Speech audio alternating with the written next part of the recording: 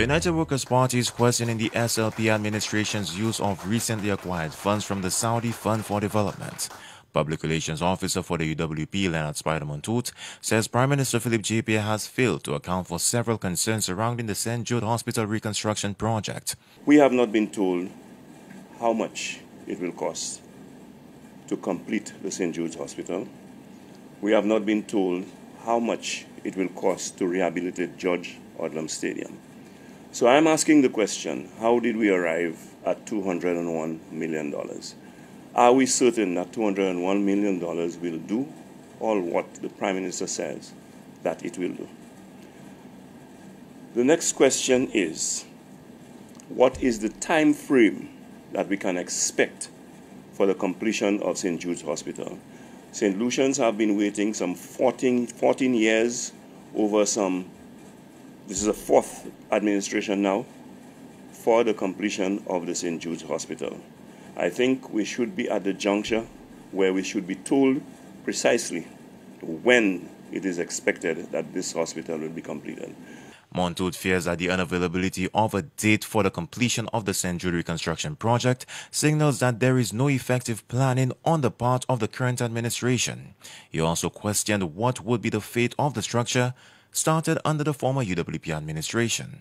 He has to tell us exactly what his government has in mind, whether some of the new building will be utilized, if any. What is the plan? He talked about boxing it off, fencing it off.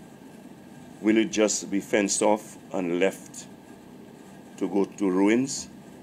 Or whether it's going to be put into use and what use is it going to be put into?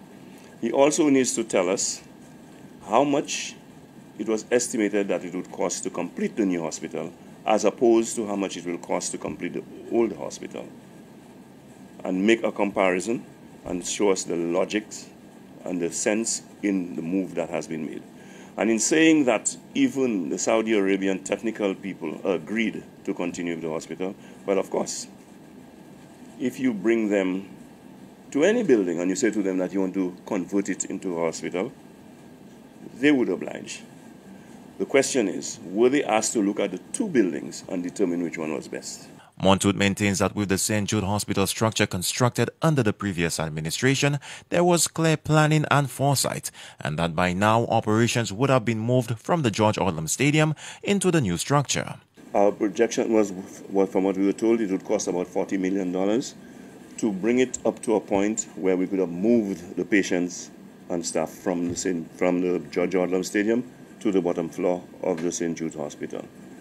Of course, it would have been within 18 months that could have been done, which means that by now the St. Jude's Hospital would have been operational in the new building. The UWP is calling on the current administration to answer these questions so citizens can be better guided as to the rationale for the government's decision surrounding the St. Jude Hospital reconstruction project.